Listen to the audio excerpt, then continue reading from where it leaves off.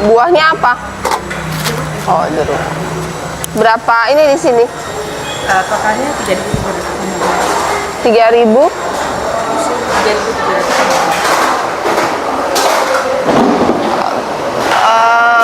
Itunya dari mana? Apa loading bahan makanannya dari mana? Untuk arah masuknya ada di samping Bu.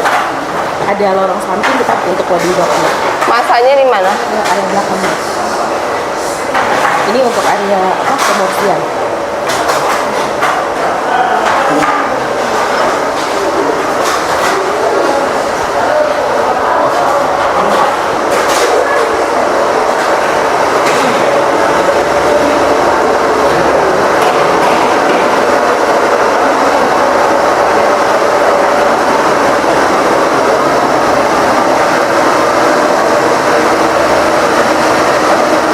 Dari jam berapa? Ya Bu. Masanya dari jam berapa? Kalau proses masak kita ini untuk kepala dapurnya ya, untuk kopinya. Kita mulai proses masak dari jam 12 untuk nasi. Untuk masak sayuran itu biasa kita mulai dari jam 3. Kemudian bertahap ada yang jam 5 juga. Jam 3, jam 5. Iya, karena ada yang makan pagi, ada yang makan siang. Dari jam 12, dari jam 3 pagi udah masak? Iya, mulai proses masaknya itu di jam 3. Terus anak-anak makannya jam berapa? Tergantung makanan Bu. Ada yang makannya pagi di jam 9, ada yang di siang. Makanya kita proses masak disesuaikan dengan waktu. Pertama kita olah Cuci di mana? Cuci. Bahan-bahan disiapin di mana? Ini areal persiapannya. Ya, ini ada. Wastafel mana? Sayur ada yang Wastafel. di luar ini. Ada yang untuk area pencucian oprek di luar. Waktu masak nggak ada wastafel di sini? Wastafelnya, belum ada ini. Kita pakai yang ada di sini, ada area persiapan untuk air di sini.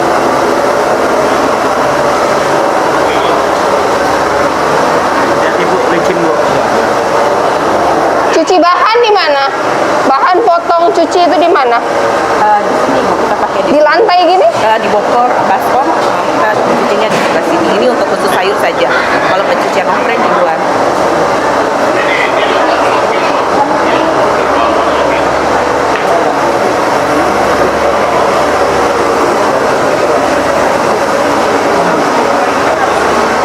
Ini suplai berapa sekolah?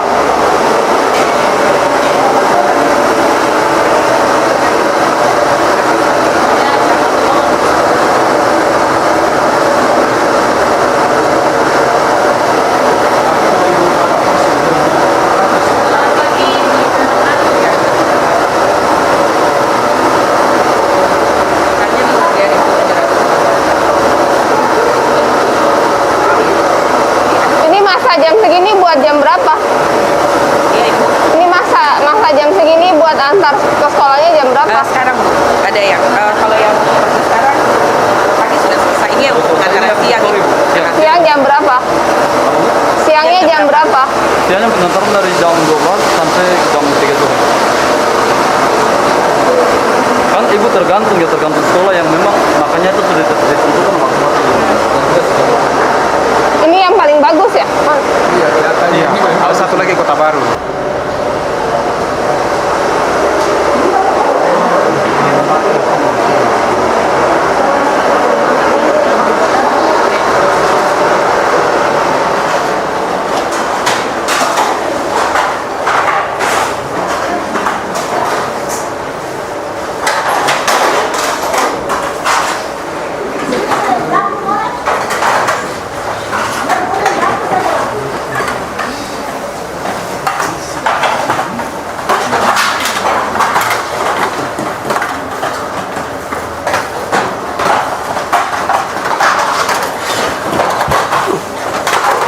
Masih. Makasih Bu. Masih. Ya. Selamat datang Bu. Tentu saja kami Bu. Bisa sekali.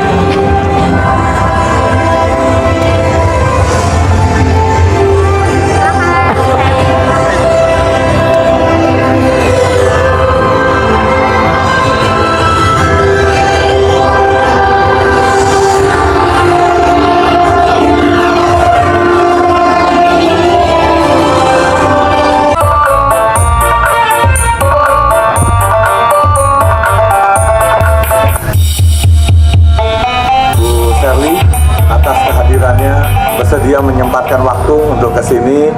Ini kehormatan bagi kami dan terus terang kami sangat bangga atas kehadiran Ibu di tempat ini.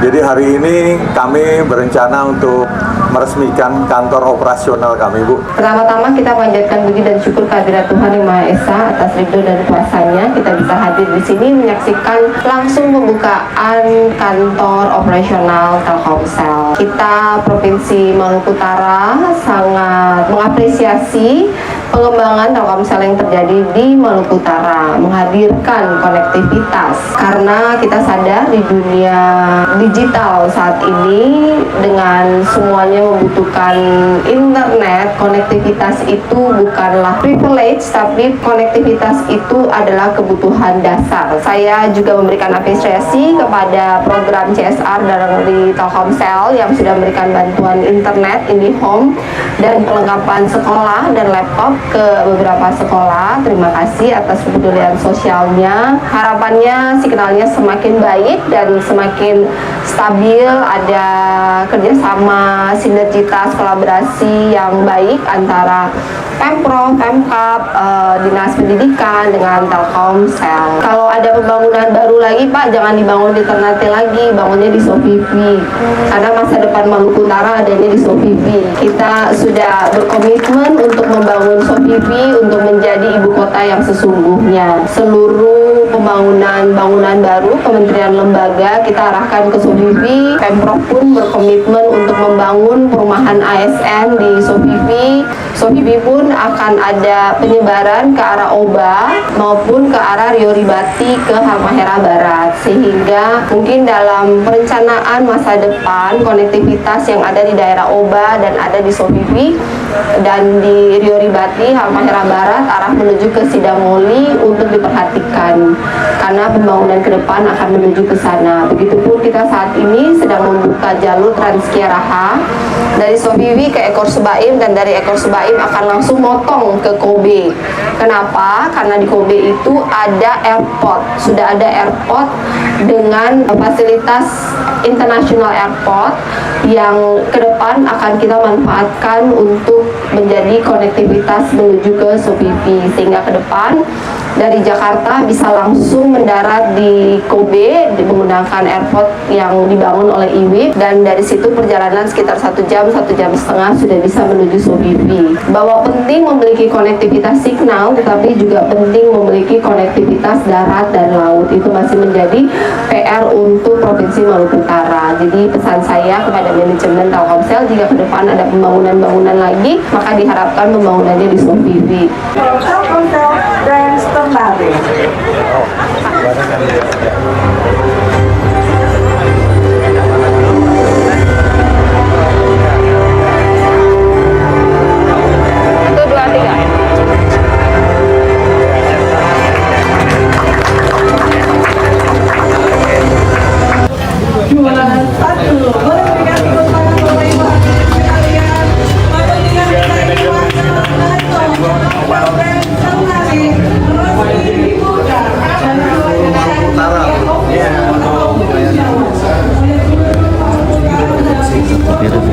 Tapi di sana masih Jadi, lain. tapi cuma ada satu mesin. Cuma ada. Tapi kalau Grapari masih buka. Iya tadi Pak Sada bilang. Jadi bisa mau ganti digeser. kartu di sini, isi pulsa, bayar tagihan, daftar, perbaikan data profil. Ya.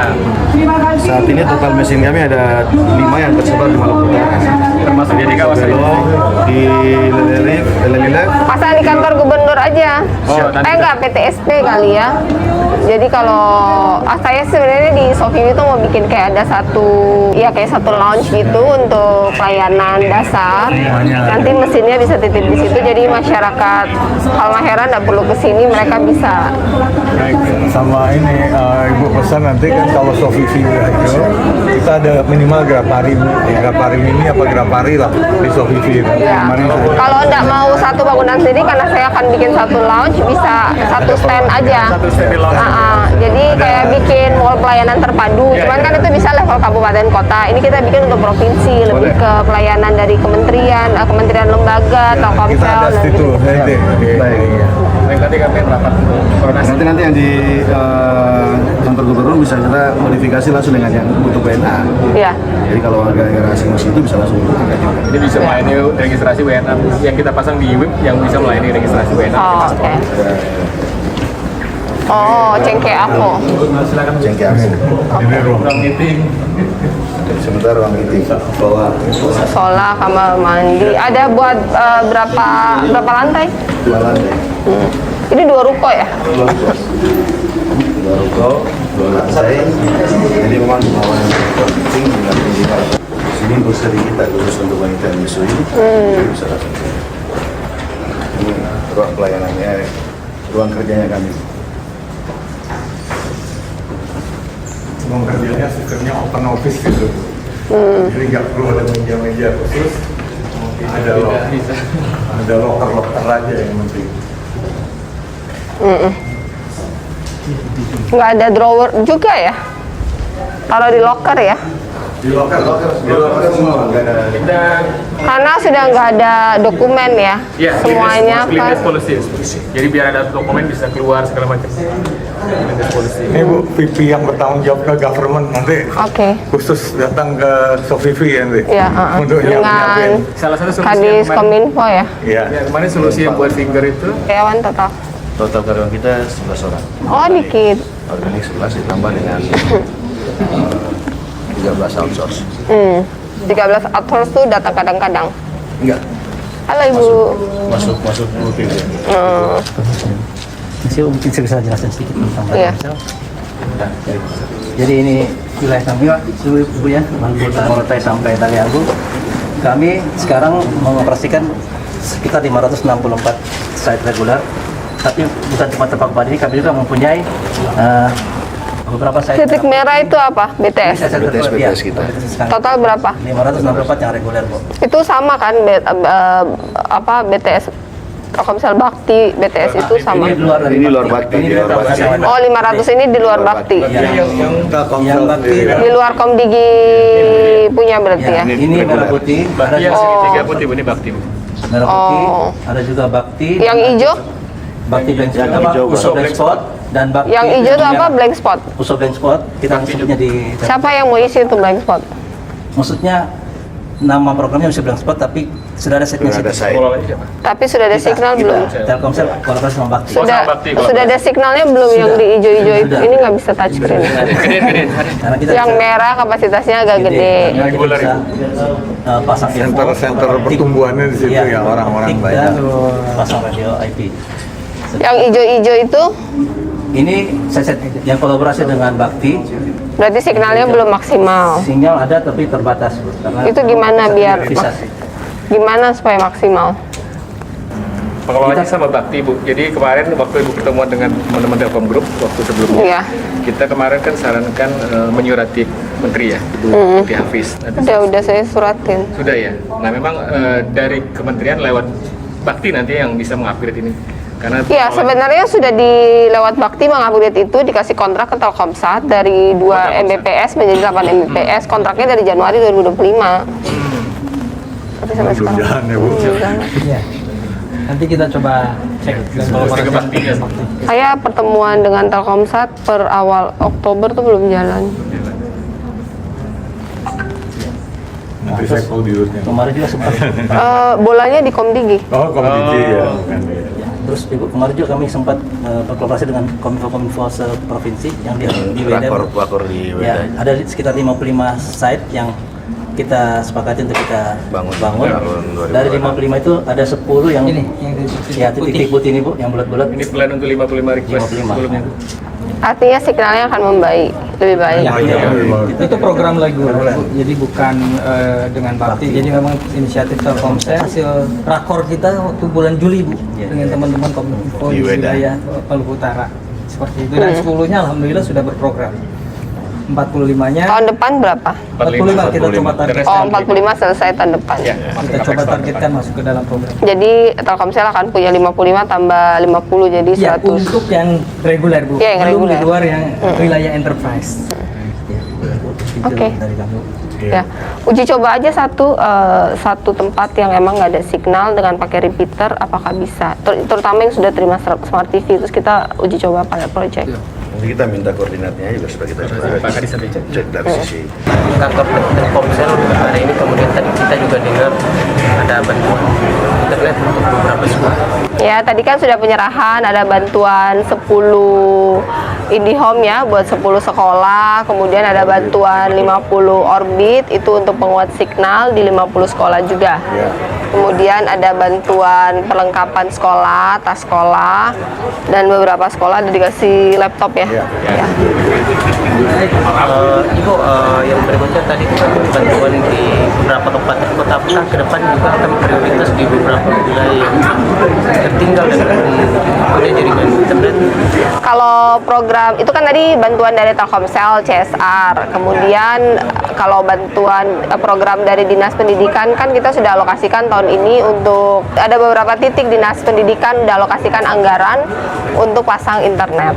Dan tadi juga udah diskusi dengan Telkomsel untuk daerah-daerah kita tuh masih punya 200 sekolah yang signalnya kurang bagus. Nanti dari situ akan dievaluasi oleh Telkomsel mana yang bisa kasih penguat signal saja, nggak perlu satelit baru. Yang kemudian bisa pakai penguat signal nanti dipasang repeater aja. Kalau yang memang nggak bisa baru kita pasang satelit baru untuk signal. Tanggapannya soal kemarin ada siswa yang keracunan MBG dan tadi ibu ke dapur-dapur yang untuk meninjau. Iya, kemarin dapur terkait sementara lagi ditutup dan makanannya sedang masuk ke lab untuk diperiksa, hasilnya seberapa belum keluar. Kemudian tadi saya kunjungan bersama dengan Kadis Kesehatan dan Kadis Pendidikan untuk melihat dapur-dapur di Ternate kan ada 13 FPPG dan itu sudah disurvei oleh Dinas Kesehatan Provinsi. Kita mau melihat bagaimana standar dapurnya mereka yang sudah sesuai, bisa diberikan rekomendasi. Saat ini kan dibutuhkan sertifikasi higienis, tapi ya sertifikat itu dikeluarkan oleh kabupaten kota, Pemprov hanya memberikan rekomendasi. Ya, atensinya pertama SOP di dapur masing-masing harus dijalankan, sertifikat higienisnya harus dievaluasi, jika memenuhi standar baru bisa dapat sertifikat higienis. Itu pun harus ada evaluasi setiap bulannya. Tadi saya kunjungan ke 3 dapur pun ada beberapa catatan yang harus mereka tingkatkan, mulai dari jam masak, dari penyajian, tempat cuci, dan lain-lain. Karena itu kan makanan ya, jika prosedurnya tidak dilakukan sesuai SOP ya tentunya akan mengakibatkan hal-hal yang tidak diinginkan. Kita akan melakukan pencegahan. Hari ini mau menuju Sofifi lagi, setiap hari mondar-mandir Sofifi. Karena acara pagi siangnya di Sofifi, malamnya ada tamu di Ternate. Hari ini mau penetapan, paripurna penetapan RAPBD 2026. Untuk kemudian bisa dilanjutkan ke Kemendagri. Hari ini lemas rasanya. Mudah-mudahan nggak ombak. Cuacanya bagus, tapi kok kayaknya ombak ya. Semoga paripurnanya baik dan lancar, pulang nggak ada ombak. Mau lihat RTLH ya kalau sempat ya. Kalau nggak sempat.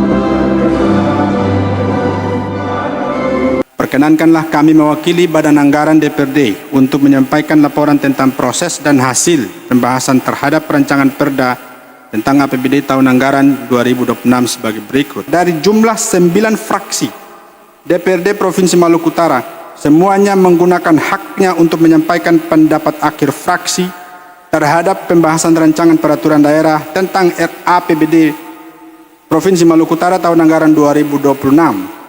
Secara umum, ke-9 fraksi tersebut memberikan catatan, masukan, dan rekomendasi kepada pemerintah daerah Provinsi Maluku Utara untuk ditindaklanjuti sesuai dengan mekanisme peraturan perundang-undangan yang berlaku. dan pada prinsipnya ke-9 fraksi tersebut menerima dan menyetujui rancangan peraturan daerah tentang APBD Provinsi Maluku Utara tahun anggaran 2026 untuk ditetapkan menjadi peraturan daerah. Saya menyampaikan terima kasih dan apresiasi setinggi-tingginya kepada pimpinan dan seluruh anggota DPRD serta ketua-ketua fraksi atas kerjasama, masukannya, dan semangat kemitraan yang konstruktif selama pembahasan berlangsung. APBD 2026 yang telah disepakati dengan komposisi sebagai berikut: pendapatan belanja daerah 2,79 triliun. Tahun ini, tahun 2026 ada pengurangan sekitar hampir 800 miliar dari dana transfer pusat ke daerah, dan itu terjadi untuk seluruh daerah se-Indonesia. Tapi kemudian ada peningkatan PAD kurang lebih hampir 400 miliar berbanding dengan PAD Induk 2025. Dan belanja daerah 2,81 triliun sehingga mengakibatkan ada defisit kurang lebih 23 miliar yang kemudian akan ditutup nanti dari peningkatan PAD di tahun 2026. Pembiayaan neto 23 miliar menutup defisit sehingga silva menjadi 0. Fokus utama belanja 2026 diarahkan pada belanja wajib dan prioritas nasional atau mandatory spending, yaitu pendidikan, di mana kewajibannya hanya 20%, tetapi dalam RAPBD 2026 kita Maluku Utara pendidikan 32,8%. Mengapa? Karena belanja pegawai, belanja BOSP itu di total tidak ada yang bisa dikurangi, sedangkan pendapatan APBD kita secara total APBD-nya hanya 2,7 triliun. Belanja pendidikan hampir 900 miliar, sehingga mengakibatkan persentasenya yang mandatory 20% naik menjadi 32,8%. Kemudian infrastruktur publik di RAPBD 2026 naik menjadi 32,8% atau nilainya kurang lebih hampir sekitar 900 miliar. Belanja pegawai 37,95%, dan pelayanan dasar serta standar pelayanan minimum SPM total anggaran 59 miliar pada bidang pelayanan dasar. Dan kemudian kami juga memfokuskan anggaran untuk sinkronisasi dengan agenda nasional, yaitu Asta Cita Presiden, mulai dari peningkatan kapasitas sumber daya manusia dengan menggratiskan uang komisi melalui program BOSDA kepada seluruh sekolah menengah SMA, SMK, SLB se-Maluku Utara. Kami juga menyiapkan beasiswa untuk 1.000 anak setiap tahunnya kepada Universitas Akreditasi B di Maluku Utara. Kami juga mendukung ketahanan pangan sesuai dengan Asta Cita dari Pak Presiden Prabowo dengan membangun jalan akses dan penyediaan bibit serta alat pertanian. Dan selain dari itu kami juga mendukung kegiatan MBG, kegiatan Koperasi Merah Putih, dan digitalisasi pendidikan, di mana Pak Presiden Prabowo telah dengan programnya yang sangat baik membagi smart TV kepada semua sekolah yang ada di Maluku Utara. Setiap sekolah mendapatkan satu. Kami menyediakan anggaran untuk internetnya, sehingga ketika smart TV tiba ada internet, sehingga smart TV-nya bisa dimanfaatkan sebagaimana seharusnya. Kami menyadari bahwa masih banyak kekurangan dari Pemprov Maluku Utara dan dari para OPD.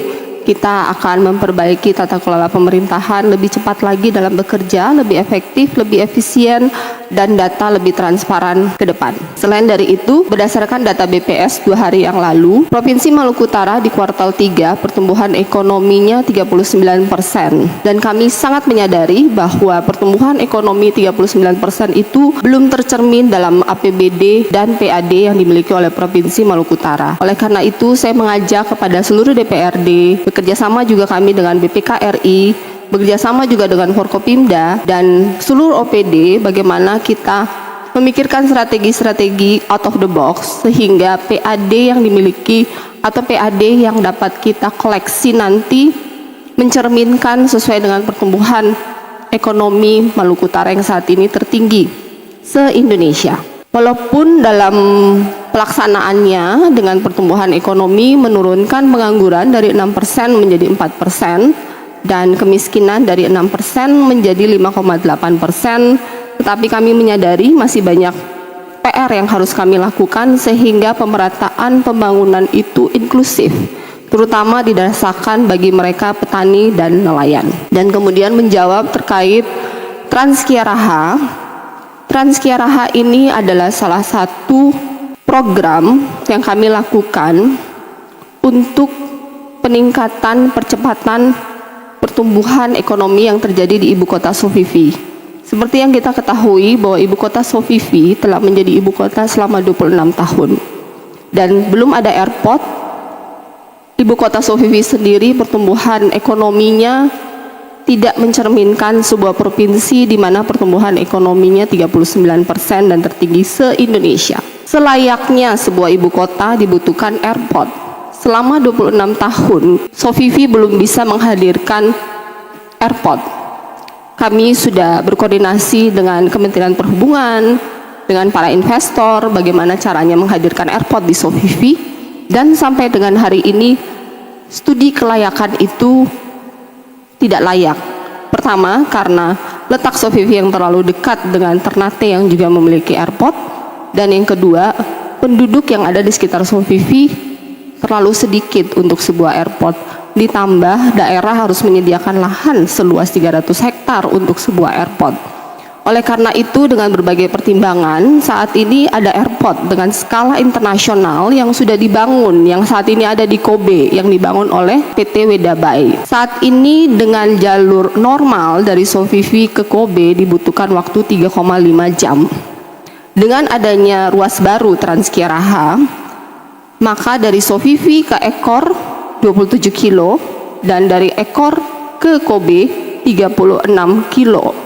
Sehingga total sekitar 60-an kilometer tersebut bisa ditempuh dengan 1 jaman. Itu adalah solusi saat ini yang paling realistis untuk Sofifi bisa memiliki akses terhadap airport. Dalam perjalanan saya memimpin Provinsi Maluku Utara selama 8 bulan ini, banyak kementerian, banyak investor nasional maupun internasional mau ke Sofifi, kendalanya adalah konektivitas. Mereka harus ke Ternate dan tidak semua investor itu nyaman untuk menyeberang secara laut.